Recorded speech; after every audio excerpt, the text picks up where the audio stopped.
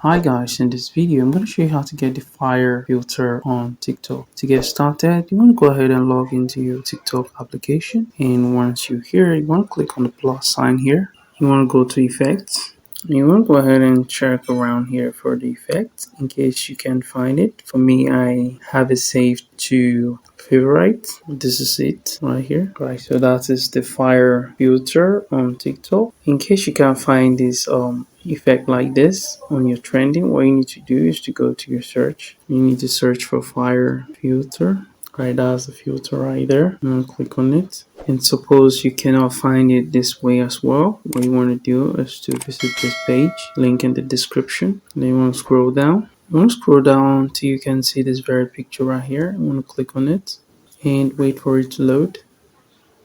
You want to go ahead and add it to your favorites, and then you want to hit use this effect to use it. Guys, this is how to get the fire filter on TikTok. Thanks for watching, and I'll see you in the next video.